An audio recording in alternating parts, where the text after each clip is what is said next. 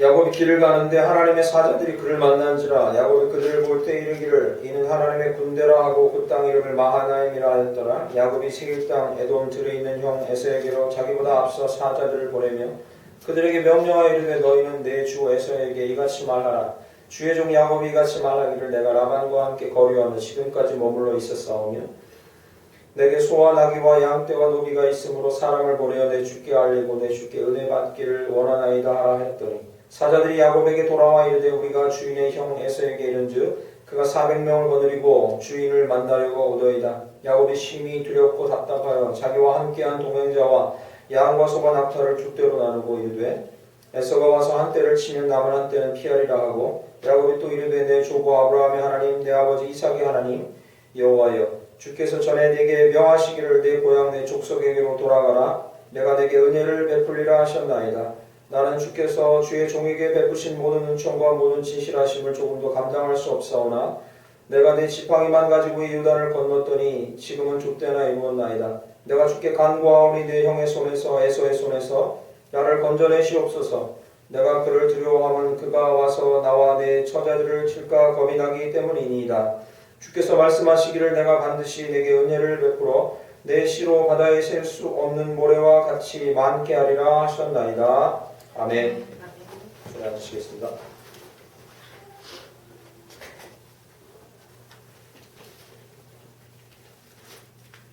할렐루야. 우리 앞에 할 때 주님과 인사 나누시겠습니다. 건강하게 그냥 살아있는 게 은혜입니다. 이렇게. 오늘과 몇 주 사이에 각급 교회들이 이게 초긴장 상태에 있는 걸 여러분도 아실 겁니다. 그래서 혹시라도 반갑게 인사를 안 하고 입을 다물고 있다거나 이렇게 악수를 청하지 않는다거나 오해하시면 안 될 것 같습니다. 하나 모인 사람끼리도 조심할 건 해야 되니까. 그래도 어쨌든 저희 교회는 그럴 염려까지는 크게 없을 것 같습니다. 대형 교회들은 지금 신천지 이단들이 이렇게 몰래 예배를 드리러 와서 피해를 입힐 거라는 소문이 돌면서 좀 많이 긴장을 하고 있는데 여러분 건강하시고 또 한 주 한 주 보내실 때 하나님 의지하면서 건강하시게 보내시길 바랍니다. 오늘 창세기 32장 1절부터 12절 말씀 본문으로 약수, 묘수 그리고 신의 안수라는 제목으로 말씀 잠시 나누고자 합니다. 야곱 이야기 두 번째 나누고 있는데 첫 번째 야곱 이야기 이후에 중간에 이제 좀 뜬 부분이 있죠. 물론 새벽에는 나누었는데 이제 야곱이 도망을 칩니다.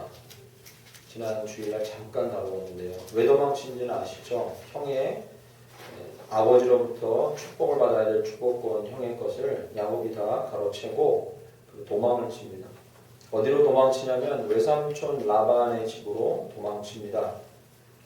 그리고 오늘 본문 말씀은 도망쳤던 라반의 집에서 꽤 오래 살다가 하나님이 다시 고향으로 돌아가라는 명령을 받고 고향으로 돌아오는 장면부터 오늘 본문이 시작됩니다. 야곱은 맨손으로 도망갔습니다. 황급하게 도망가는 바람에 챙길 여를도 없었죠. 그런데 이 돌아오는 시점에 야곱이 갖고 있었던 건 제법 많습니다. 첫 번째로 홀몸으로 갔지만 부인 둘과 그 부인의 종 둘, 사실 이 종 둘도 야곱의 아이를 낳죠. 그리고 11명의 아들을 데리고 옵니다. 아들 숫자가 3명. 12명째는 왜 빠졌냐? 야곱의 아들이 12인데 오늘 본문에는 12명이 아닙니다. 12번째 아들은 뒷부분에 35장쯤에 태어나는 것으로 나옵니다. 아시다시피 막내 아들 베냐민은 가나안이라는 땅을 밟은 후에 태어납니다. 그리고 그 어미는 베냐민을 낳다 죽지요. 그래서 지금 이 시점에는 아들이 11명. 어쨌든 맨손으로 나왔는데 부인 둘과 그 부인의 종 둘, 그 다음에 11아들과 함께 그리고 엄청나게 많은 가축과 재산을 가지고 돌아오고 있는 상황입니다. 지금으로 말하면 금이환영이죠. 그렇지 않습니까? 깡시골에서 태어난 사람이 도심으로 가가지고 돈 많이 벌어서 요즘에 그 H 회사 광고 보면 그죠? 성공이 뭐냐 하면서 이렇게 차 딱 몰고 오잖아요. 그러니까 엄마가 창문에서 보고 있다가 막 반겨 맞아서 뛰어나가는데 아들을 제끼고 차를 반겨 맞는 장면이 이렇게 광고에 나오죠. 금이환영하는 그런 모습이에요. 많은 가축과 자손들을 거느리고 이제 돌아오는 거죠. 어떻게 보면 참 의기양양할 만하다 싶지만 그러나 오늘 본문 말씀은 야곱이 그의 인생에서 두 번 다시 경험할 수 없는 위기에 봉착해 있는 장면이 등장합니다. 인생에서 이런 위기에 봉착하는 경우는 많이 없습니다. 야곱 입장에서는 억울하기도 할 겁니다. 하나님이 돌아가라고 하셔놓고 고향으로 가라 하셔놓고 오는데 이게 막다른 길인 거예요. 어쩔 수도 없는, 이러지도 못하고 저러지도 못하는 길이 된 거죠. 참 야곱 입장에서 황당한 거죠. 왜 막다른 길이냐? 오늘 본문 말씀 잠시 읽었는데 6절 보시죠. 사자들이 야곱에게 돌아와 이르되 우리가 주인의 형인 에서에게 이른즉 그가 400명을 거느리고 주인을 만나려 오더이다. 앞에는 누가 있어요? 에서 형이 나오긴 했는데 반갑게 환영을 하러 나왔는지 모르는 상황이에요. 아직 확신할 수 없는 상황이에요. 더군다나 400명을 거느리고 온대요. 동생 맞으러 나오는데 400명 거느리고 오겠습니까? 그럴 수가 없죠, 상식적으로. 그러니까 나를 죽이려고 오는 거다라고 생각하는 거죠. 앞으로 나아갈 수도 없는 상황인 거죠. 뒤로는요, 갈 수가 없어요, 뒤로. 왠지 아십니까? 야곱이 야반 도주했거든요. 라반이 모르는 사이에 도주하고, 그리고 라반이 3일길이나 쫓아와서 야곱한테, 외삼촌 라반이, 너 감히 내 걸 다 뺏어서 이렇게 가? 사실 자기 게 아닌데, 그죠? 잘잘못을 따지면 둘 다 나쁜데, 라반하고 대판 싸우다가 계약을 맺어요. 그리고서 야곱이 돌아오거든요. 어떤 거요? 이 선 넘지 마, 이거. 너는 거기 가서 그 땅에 잘 살아. 다시 이리 돌아오지 마. 여기 있는 거 내 거니까 건들지 말라고 계약을 맺어요, 라반하고. 쉽게 돌아갈 수 없는 상황이에요, 뒤로. 그리고 또 하나, 뒤로도 다시 리턴해가지고 돌아갈 수 없는 게 33장 13, 14절 보시면 한 장 넘겨보시죠. 33장 13, 14절. 야곱이 그에게 이르되 내 주도 아시거니와, 여기서 내 주는 에서예요. 자식들은 연약하고 내게 있는 양떼와 소가 새끼를 데리고 있은즉 하루만 지나치게 몰면 모든 떼가 어떻게 돼요? 죽으리라. 그러니까 야곱은 여기서 뒤돌아서 다시 어디 다른 땅으로 갈 수가 없어요. 조금만 여기서 지체하거나 광야에서 이 길에서 헤매다가는 지금 동행자들이 위기에 처해 있는 상황인 거죠. 가축들과. 요런 걸 막다른 골목이다. 이렇게 얘기하죠. 그러니까 금이 환영의 길이 될 뻔했는데 야곱에게는 이것이 인생에서 정말로 대처하기 힘든 야곱의 위기 중에 위기 상황, 막다른 상황에 처해 있는 거예요. 마치요. 묘하고 이해하기 힘들지만 하나님께서 일부러 야곱을 막다른 길로 몰아넣으시고 어떻게 야곱이 대처하는지를 보시는 것 같은 그런 장면. 딱 그런 장면인 거죠. 뭐 여러분들 이런 상황 있으십니까? 막다른 길로 하나님이 이게 잘 인도하시는 것 같아서 그 길로 왔는데 막다른 길이에요. 다시 나에게 어떻게 하려고 보고 계신 것 같은 그런 상황인 거죠. 야곱은 첫 번째 수를 둡니다. 그 수는 안타깝게도 악수였어요. 악수. 여기서 악수라는 게 한자로 써놨지만 손잡고 흔드는 악수가 아닌 거죠. 장기판에서 수를 두긴 뒀는데 상대에게 이롭고 나에게는 해로운, 그럼 두지 말았어야 될 수를 준다는 의미를 갖고 있죠. 3절 말씀 보시죠. 32장 3절. 야곱이 세일 땅 에돔들에 있는 형 에서에게로 자기보다 앞서 사자들을 보내며. 고향으로 가긴 가는데 야곱의 마음에 걱정이 있었어요. 심히. 왜요? 에서를 속이고 도망왔기 때문에 에서가 어떻게 자기를 대할까 염려됐어요. 그래서 여기 3절에 뭐라고 나옵니까? 자기보다 앞서 사자들, 즉 사절들을 보내는 거죠. 탐색하러 보냅니다. 사절들을 보냅니다. 4절 말씀 보시죠. 보내서 뭐라고 하냐면요. 그들에게 명령하여 이르되 너희는 주 에서에게 이같이 말하라.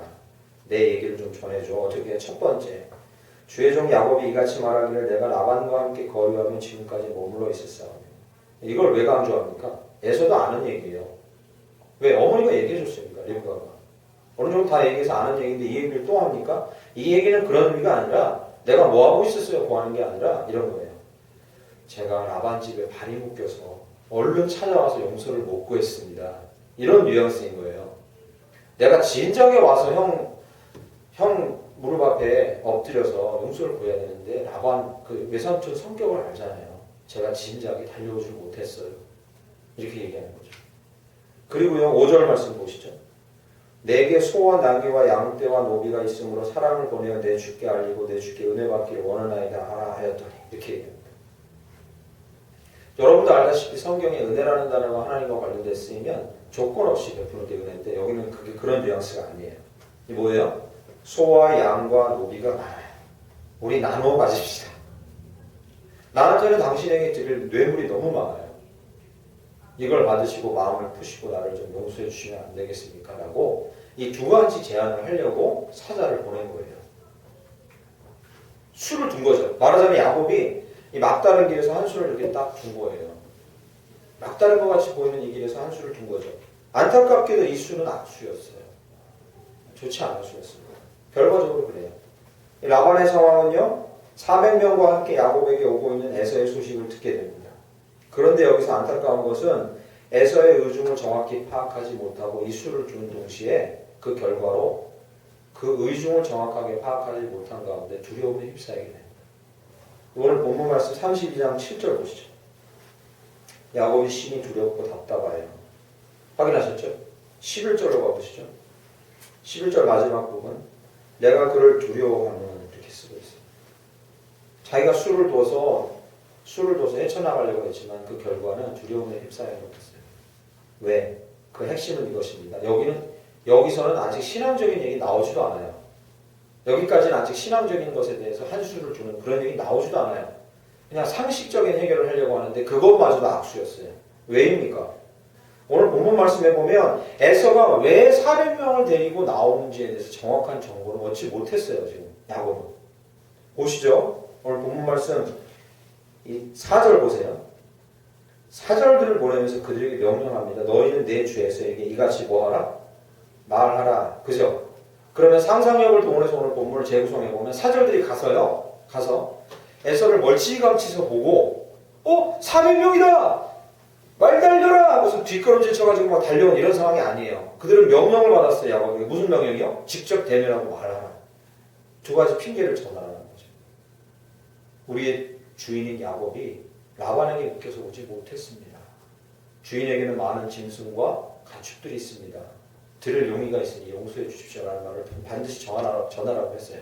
그것이 사자들이 할 일이에요. 그렇게 전했을 거예요. 그런데 그럼에도 불구하고 6절 말씀 보시죠. 사자들이 야곱에게 돌아와 이르되 우리가 주인의 형 에서에게 이같이 이른즉 그가 400명을 거느리고 주인을 만나려 오더이다. 전했죠? 여기 뭐가 빠져 있습니까? 400명을 거느리고 온다는 의도 자체는 갔던 사자들도 파악을 못한 거예요. 그렇게 봐야 해석이 맞아요. 무슨 얘기인지 아시겠죠? 400을 거느리고 왔는데 사자들이 가서 에서에게 이렇게 물어보지 않았다는 거예요. 우리 칠 거예요? 그리고 에서도 그런 뉘앙스를 100% 풍기지 않았다는 거예요. 에서의 마음은 여기까지 반반이었던 거예요. 반반. 무슨 얘기인지 아시겠죠? 열받은 거 반, 동생을 보고 싶은 마음 반.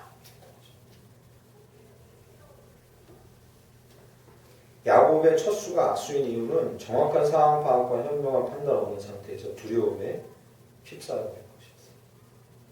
더 정확하게 알려면 어떻게 했어야겠습니까? 다시 사자를 보내서 정확하게 묻든지 자기가 갔어야 돼요. 요즘 같으면 이제 폰을 꺼내면 되잖아요. 폰 꺼내가지고 이렇게 해서 형 어떤 의도입니까? 저랑 전쟁하실랍니까? 그럼 우리도 하랍니다. 뭐 이렇게 묻든가 해야 돼요. 그렇지 않았다면 사자를 더 보내든지 했어야 돼요. 그러나 의중에 대한 정확한 파악은 여기서 얻고 끝났습니다. 6절. 그리고 이제 야곱은 이 정확하지 않은 판단의 근거에서 두려움에 휩싸이게 됩니다.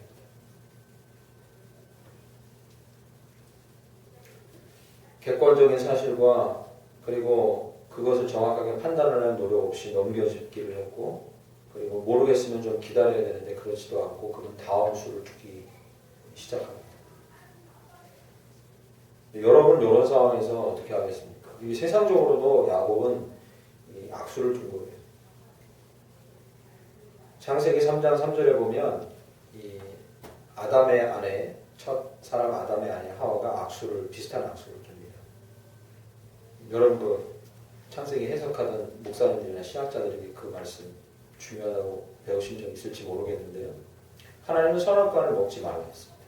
기억나시죠? 근데 나중에 뱀이 와서 하와를 유혹하니까 하와가 하는 말 중에 이런 얘기가 있습니다.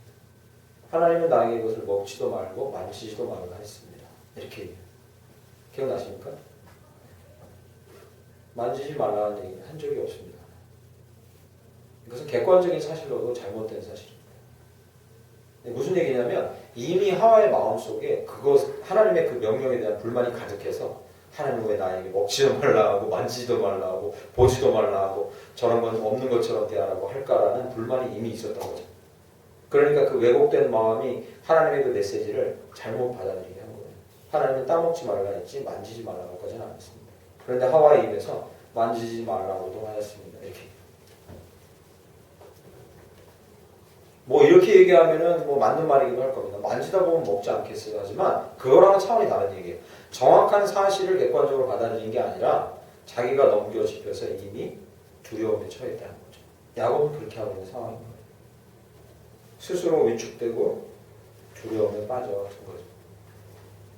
적어도 사는 동안에 막다른 길이라고 처하게 되더라도 이런 악수는 두지 않았으면 좋겠습니다. 객관적인 사실이랑 넘겨짚기를 금지하고 모르면 좀 기다리더라도 정확하게 상식적인 판단에 의해서 차라리 했으면 좋겠습니다. 지금 질병에 대한 두려움이나 우리 세상살이에 대한 모든 문제들이 그런 거라고 믿습니다. 사실이 그런 게 아닌데 특히 요즘에는 SNS를 통해서 잘못된 정보들이 많이 퍼져가면서 이런 경향이 더 심해져요. 이건 악수입니다. 악수 중에 악수예요. 야곱이 이러한 악수를 두면서 어려움에 스스로 처하니까 두 번째 줄을 두는 수가 뭐였냐면 자기 딴하는 묘수를 이제 줍니다. 이거는 자기 딴하는 묘수였던 거예요. 아 이거 봐라 기가 막힌 묘수지? 10절 말씀 보시죠.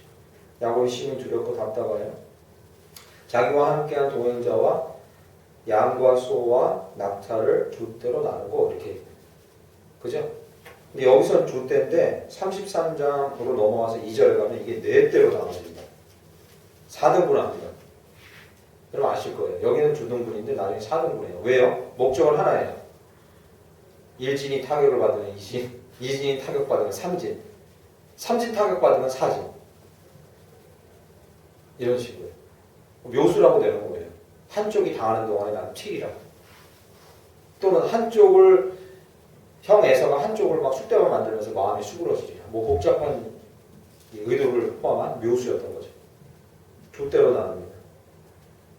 잘못된 판단력에 의해서 야곱이 두려움에 쌓인 상태로 이 주는 묘수가 뭐였냐면 야곱에게는 전문인 수였던 거죠. 야곱에게 전문이에요.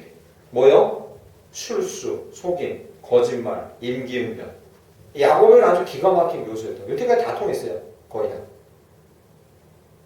그 수를 두는 거죠. 야곱의 인생에서 이렇게 묘수를 둬서 이 막다른 길 같은 위기를 헤쳐나온 경우는 3번 있습니다. 첫 번째 뭐냐면 형의 축복을 갖고 싶었는데 형의 복을 갖고 싶었는데 거짓으로 그것을 쟁취하죠. 묘수였죠. 자기에게는 올 수가 없었어요. 그런 건 있을 수 없었어요. 그런데 거짓을 해서 뺐습니다. 두 번째는요. 라반의 집에서 뼈 빠지게 일했는데 자기 재산이 없었어요. 거의. 그러니까 라반 외삼촌에게 제안을 합니다. 여러분 아시죠? 예. 짐승 중에서 앞으로 태어나는 짐승 중에서 얼룩이 있는 것과 검은 것을 내 것으로 하겠습니다. 무슨 생각으로 그렇게 했는지 모르지만 요행이 야곱의 생각에는 요행이 잘 맞아 떨어졌다. 그럴 가능성이 별로 없는데 나무가지를 꺾어다가 암컷들이 물 먹는 데다 놔두니까 그걸 보고서 거기서 교미를 한 암컷들이 실제로 뭘 낳아요? 얼룩진 것과 검은 것들을 낳아요. 야곱은 속으로 생각했어요. 와 나의 묘수가 통했다. 운이 좋았다. 세 번째로는 야곱이 야반도주예요. 야반도주하는데 아무리 자기 남편이지만 자기가 살고 있던 안정적인 환경을 모두 버리고 야곱에게 적극 협조하는 네 부인, 두 부인과 두 시녀가 없었다면 그렇게 하지 못했어요. 야곱은 멀리 들에서 아내들을 불렀고 아내들은 와서 이렇게 얘기합니다. 당신이 원하는 대로 따를 테니 적극 협조할 테니 도주합시다. 이렇게. 그 중에 한 명이라도 그 외 척 중에 한 명이라도 난 그렇게 하기 싫어요. 여기가 우리 집이에요라고 일렀으면 무산되는 거였어요. 야곱은 묘수로 라반이 모르는 중에 조용히 도망치는 걸 선택했어요. 3번 다 야곱의 묘수로 다 통했어요. 그러니 야곱 입장에서 어떻게 생각했겠습니까? 내가 경험해보건데 이런 상황에서 내 묘수가 잘 통해 하면서 묘수를 낸 거예요. 여러분들 사실 이 앞에 얘기한 세 가지 묘수는 야곱이 잘해서가 아니라 하나님이 은혜를 주셔서라는 걸 저희는 다 압니다. 야곱이 형의 복을 빼앗을 수 있었던 건 누구 때문입니까? 하나님이 누구를 옆에 주시고 도움을 주셨어요? 엄마 리브가 때문에 가능했어요. 그렇지 않습니까? 엄마 리브가와 짝짝꿍 됐으니까 가능한 일이었어요. 혼자는 불가능해요. 두 번째, 야곱은 요행인 줄 알았지만 야곱에게 그간 무일푼 되게끔 일만 시켰던 라반에게서 재산을 빼앗아 준 것은 누구입니까? 하나님이에요. 그런 말도 안 되는 일을 통해서 얼룩진 것과 검은 양들이 나게 하실 수가 있어요? 야곱이 그렇게 할 수 있습니까? 없어요. 하나님은 이렇게 하신 거예요. 그래서 과학적으로 일리가 없어요. 하나님이 그렇게 하신 거죠. 야만 도주하는데 누구의 도움으로요? 방금 말씀드렸는데 아내의 도움들이 없었으면 안 됐어요. 하나님이 지켜주시지 않았으면 꿈에 나타나서 라반에게 삼촌에게 꿈에 나타나서 야곱 쫓아가서 뭐라 하지 마라 너 죽어 이렇게 하나님이 안 하셨으면 야곱은 도망하지 못했어요. 사실 생각해보면 야곱의 묘수가 통한 게 아니라 하나님의 은혜였는데 야곱은 그것을 자기의 묘수라고 생각하고 있었던 거죠. 착각하고 있었던 거죠. 그래서 이번에도 야곱은 자기의 묘수로 이 막다른 길을 헤쳐나가는 거예요. 두 진으로 나누자, 네 진으로 나누자. 어떻게든 위기를 벗어나보자. 안 되면 튀자. 이번에도 이 묘수가 통하겠습니까? 그렇지 않았을 겁니다. 결과적으로 저희는 압니다. 저와 여러분에게 이런 묘수가 있습니까? 여러분이 경륜이 쌓여가지고 내가 이렇게 해보니까 잘 통하는 묘수가 있더라. 뭐 이런 거 있으십니까? 저는 군대에 들어가서 포병이었는데 호수 훈련하는데 영하 3도 정도가 내려가지 않으면 포상, 포훈련을 하는 이 연병장을 포상이라는데 포상에서 영하 3도 이하로 떨어지지 않으면 장갑을 낄 수가 없어요. 왜냐하면 수치를 넣어야 되는데 0.1배씩 달라지면 포가 다른 데로 날아가는 수치를 장입해야 되는데 그걸 장갑 끼고 하면 안 돼요. 그래서 영하 3도 정도 이하로 내려가면 얇은 장갑을 주고 그 영하 3도 이상이면 맨손으로 항상 훈련해요. 수치를 장입해야 돼요. 막 돌려서 이렇게. 그것도 한 1, 2초 안에 장입을 해야 돼요. 항상. 그 훈련을 하는 게 포병은 제일 중요한 훈련이에요. 너무 싫죠. 맨손으로 막 거리면서 막 하고 무거운 포다리 들고 돌아다니고 너무 싫어서 여기 어떻게 벗어날 수 있을까 하고 하다가 묘수가 생각난 거예요. 행정병에 있는 이 친구, 저희 대학 선배가 행정병에서 근무하고 있었던 고참이 있는데 아이디어를 하나 준 거예요. 정보를. 취사관에 자리가 남으니까 곧 자리가 남는다. 지원하라고. 나이스! 할렐루야! 이거는 내 군대 인생의 묘수인 거죠. 묘수 중에 묘수였거든요. 자원했어요. 그래서 제가 취사병을 자원해서 약 한 5개월간 가 있었어요. 근데 취사병 가고 1개월 후에 군대 식당 선진화 바람 뭐 이런 거 불어가지고 저희 부대가 당첨이 돼가지고 갔다 오신 분 아실 거예요. 모범으로 아니 그 본보기로 뽑히면 뭐 호텔 음식 하듯이 해야 돼. 계속 무슨 연구를 해. 뭐 밤에도 일어나서 연구를 해가지고 사단장 들어오니까 그 음식을 쫙 해서 우리 부대 이렇게 한다고 연구를 해. 그러니까 가가지고 맨날 뭐 일복이 터져가지고 맨날 일을 하는 거예요. 요리. 거기서 요리가 제가 좀 늘었어요. 다량의 요리하는 거 자신 있습니다. 다량으로 하는 거. 죽자 고생했죠. 이거는 뭐 묘수 야 이거 묘수 찾았다고 했는데 아니에요. 가니까 제가 인생에 경험한 게 있습니다. 묘수라고 딱히 해봐야 변동사항이나 이 변수가 너무 많아서 정확한 묘수라는 걸 발견하는 게 참 쉽지 않구나. 회피하려고. 이 야곱은 이제 묘수를 쓴다고 했는데 이게 만약에요 이게 자신이 100% 이걸로 나는 오케이 여기서 에서의 마음을 누그러뜨리거나 아니면 이 상황을 피해 나갈 수 있다는 확신이 있었다면 아마 마지막 수를 두지 않았을 거예요. 야곱은 그렇게 하지 않았을 거예요. 야곱 성격을 아시잖아요. 그렇게 하지 않았을 거예요. 그런데 이 두 번째 묘수를 두고도 야곱은 이 상황을 이 수로 돌파해 나갈 수 없다는 걸 본능적으로 알았어요. 그래서 야곱이 마지막에 선택한 수가 이 신의 한 수인 거예요. 이것이 무엇입니까? 기도인 거예요. 그때서 이제 신의 한 수를 선택하는 거예요. 마지막 수인 거죠. 9절과 11절이 그 기도에 대한 내용이에요. 그 9절과 11절은 기도의 네 가지 내용이 나오는데 첫째는 이거예요. 복잡한 기도가 아니에요. 하나님 당신이 가라 하지 않았습니까? 라는 거예요. 하나님이 주시는 명령을 상기시키는 거죠. 하나님께. 당신이 이리로 가라 하지 않았습니까? 두 번째는요. 하나님이 나에게 은혜를 베풀리라고 약속하지 않았습니까? 9절에. 나에게 은혜를 베푼다고 하지 않았습니까? 세 번째는 10절에요. 나를 이렇게까지 인도하신 분이 하나님 당신이 맞습니다라는 고백이고요. 이제 네 번째가 뭐냐면 나를 건져주소서 여기서. 이 네 가지였어요. 너무 싱거운 것 같지만 야곱이 마지막에 이렇게 두게 된 수가 그 신의 한 수가 뭐냐면 기도예요. 그리고 이것은 안타깝게도 인생들의 현주소인 거죠. 그래서 제가 40을 넘어서면서부터는 저희 아이들한테는 자주 얘기하지만 성경의 인물 중에 제일 마음에 드는 인물은 야곱이에요. 그 전까지는 다윗, 솔로몬 되게 좋아했어요. 요셉, 기드온 되게 좋아했어요. 엘리야도 제가 신봉하는 사람 중에 하나였어요. 그런 능력을 받기를 원하던 소망. 근데 40이 넘어가니까 저와 가장 비슷한 인물의 눈이 가는 거예요. 야곱의 눈이 갈 수밖에 없어요. 이게 인생과 가장 닮은 꼴이에요. 인생 그대로인 거죠. 처음부터 신의 한 수를 두었으면 좋았을 텐데 사람은 항상 그래요.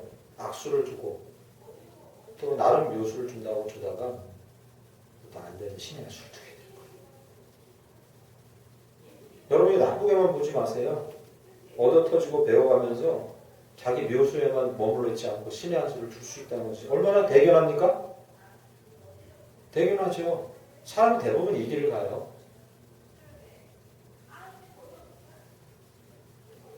아니 저는요 목사님 무슨 일이 생기든지 먼저 기도부터 합니다. 그건 차원이 다른 거예요. 내가 습관적으로 기도를 하고 있느냐랑 이 문제를 전적으로 맡기고 있느냐랑은 좀 다른 문제인 거예요. 아닌데요 목사님 저는 매번 새벽 기도하면서 하루 일과를 다 기도하는데요. 이게 습관이냐 아니면 전적으로 이걸 기도를 하는 게 맞겠냐는 다른 문제인 거예요. 대부분 다 야곱처럼 기도를 하면서도 내 수를 더 보고 거기에 많이 의존해보고 불안하니까 나중에 터지다가 마지막 수를 두게 되는 거죠. 제일 먼저 신의 한 수를 준다면 막다른 길에서 벗어나는 최고의 수라는 걸 누구든지 다 알고 있는데 이러기가 쉽지 않다는 거죠. 저희는 어떻습니까? 그래도 나름 야곱이 이렇게 마지막 수를 두게 된 게 정말로 성경이 이렇게 마무리되는 게 너무 감사해요. 우리에게 본을 보여주신 것 같아서. 그런데 제가 한 가지 더 드릴 말씀이 있습니다. 이건 야곱의 시선이었고요. 이제 시선을 약간 돌려서 오늘 본문 말씀을 보면서 그런 시선을 가져보시는 분들이 계신지 모르겠지만요. 상상을 해보는 거예요. 시선을 약간 돌립니다. 야곱의 시선이 아니라 하나님의 시선에서 최고의 수라 하나님의 시선에서 악수나 묘수나 최고의 수 세 개를 따져본다면 어떨까라는 상상을 한번 해봤어요. 말씀을 묵상하다 해봤어요. 하나님이 악수를 둘 수 있습니까? 그렇지는 않아요. 그죠? 하나님의 모든 수는 최선이에요. 그렇잖아요. 그러니까 하나님에게 악수나 묘수나 신의 한 수라는 표현을 쓸 수는 없겠죠. 악수를 주시지는 않잖아요. 그런데 여기 본문 말씀에서 하나님이 차선책으로 두신 것 같은 수가 보이고 최선이 있어요. 차선과 최선은 보여요. 첫 번째 하나님이 차선책으로 야곱에게 야 내가 최선의 수를 두지 않게끔 이 차선책으로 어떻게 안 되겠니?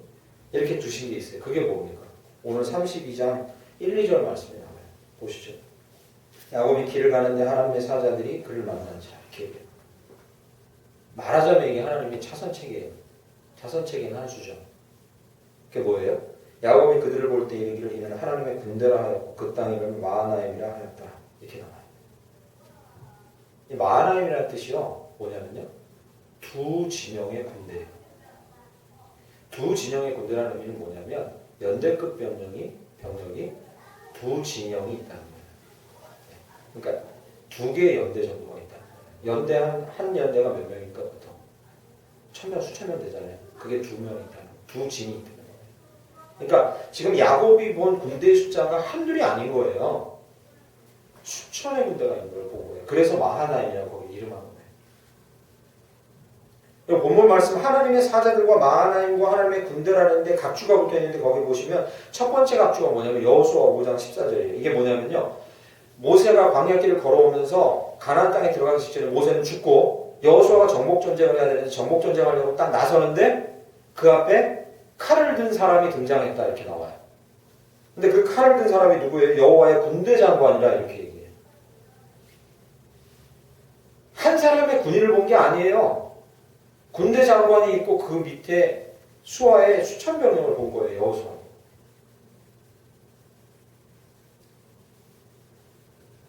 그리고 이 군대라는 말을 보면 우리가 이 말씀이 기억날 수밖에 없어요. 혹시 기억나는 말씀 없으십니까? 신약에 있어요. 네 이름이 무엇이냐? 군대 귀신입니다. 기억나십니까? 네 이름이 뭐냐? 군대 귀신입니다. 거라사 지방에 예수님이 갔더니 귀신 들린 자가 있어요. 아무리 해도 안 나가.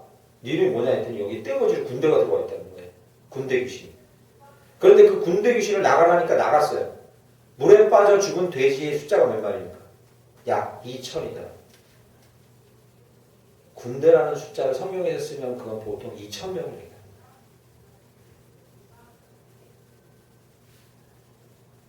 하나님이 말하자면 차선책이죠. 이게 왜 차선책입니까? 야곱이 곧 400명의 사람을 거느리고 올 형 에서를 보게 될 걸 아신 거죠. 하나님이. 그래서요. 미리 너랑 함께 있는 군대는 수천이다라는 걸 보여주신 거예요. 그리고서 야곱 스스로 뭘 깨닫기를 원했던 거예요. 내가 너와 함께 하니까 뒤로 물러서거나 묘수를 두지 마. 자신 있게 나아가. 에서한테 네 뒤에는 2,000명 이상이 있으니까 이걸 보여주신 거예요. 그래서 에서가 스스로, 야곱이 스스로 깨닫기를 원했던 거죠. 나에게는 더 많은 군대가 있다는 거. 야곱은 그렇게 하지 못했어요. 안타깝게. 하나님이 만약에 차선책을 하나 더 두셨다면 저는 이거는 본문에 안 나오고 제 상상이에요. 야곱이 묘수까지 두지도 않고도 그냥 이 문제에 대해서 편안한 마음을 갖게 하실 수 있는 차선책을 만약에 하나님이 두시길 원하셨다면 이 정도 주셨을 거예요. 뭐요? 사절을 보냈을 때 사절이 에서가 400명을 데리고 오는 것까지 보지 않고 에서의 말을 듣고 왔을 거예요. 뭐요? 나 너 해치려고 온 게 아닌데? 이렇게. 그 한마디만 해줬으면 야곱이 얼마나 마음이 편했겠어요. 하나님 만약에 차선책으로 하나 더 확실하게 하나 더 수를 뒀으면 야곱은 편했을 거예요. 마음이. 그렇지 않습니까? 사자들이 와서 400이 오기는 하는데 짐 들어드리려고 오는 겁니다. 이렇게 했으면 야곱 편안했을 거예요.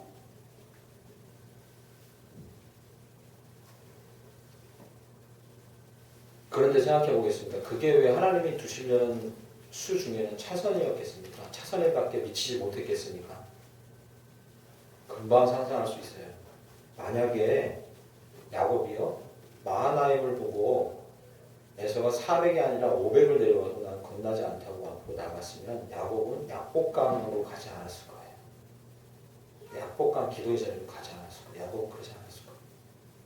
야곱이 만약에 형 에서한테 다녀온 사절들이 죽이러 오는 거 아니에요. 주인. 짐 들어드리러 오는 거랍니다. 했으면 야곱은 약복강으로 가서 사세결단의 기도를 드리지 않았을 거예요. 그렇지 않습니까? 왜 그렇게 했겠어요? 그렇게 안 했을 거예요. 야곱은. 절대로 그렇게 안 했을 거예요. 그래서 차선책이라는 거예요. 이건 하나님이 그냥 야곱에게 스스로 깨닫고 하나님을 바라보라고 보여주신 마하나임 정도의 차선책이에요. 하나님의 최선은 뭐였습니까? 이 상황에서 완벽한 최선은요. 그를 끝까지 궁지에 몰아 약복강하고 그 기도의 자리로 이끄는 게 최선책이에요. 하나님의 머릿속에 마음속에는 아예 애초부터 최선책이 뭐였냐면 그를 도피할 수 없고 피해갈 수 없는 불안으로 몰아넣어서 어디까지? 약복강 나루까지 이끄는 것이 최선책이었다. 하나님 입장에서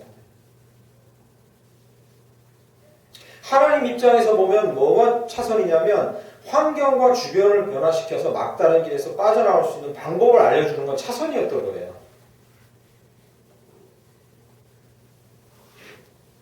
그러면 하나님 입장에서 최선은 무엇입니까? 야곱 글을 변화시키는 게 최선이었던 거죠.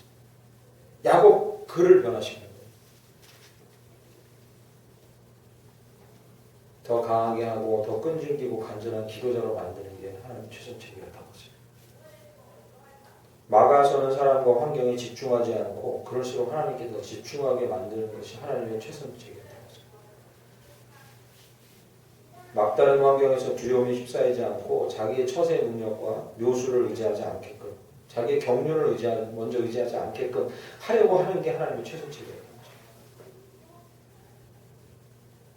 하나님을 의지해서 어떤 환경에서든지 의연하게 흔들리지 않게끔 만들려는 것이 하나님의 최선이었던 거죠.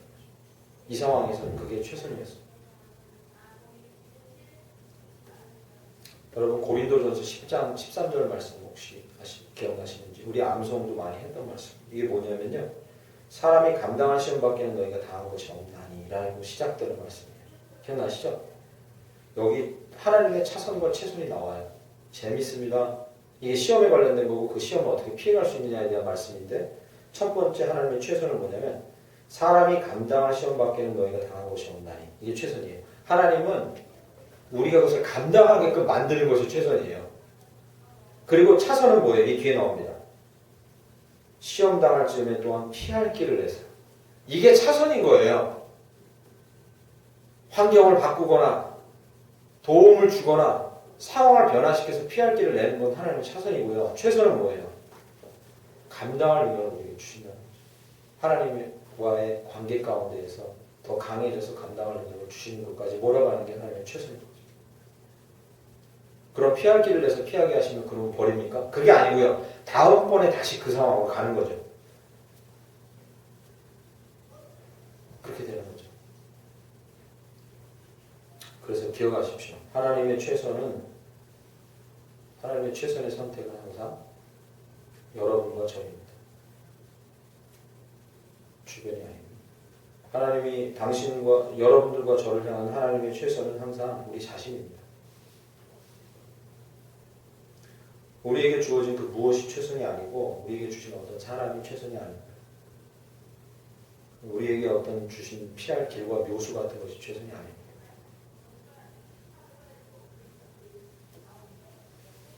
하나님 앞에 나와서 하나님과 동행하고 그분 앞에 기도하고 그래서 우리가 견고해지는 것이 하나님 보시기 가장 최선입니다.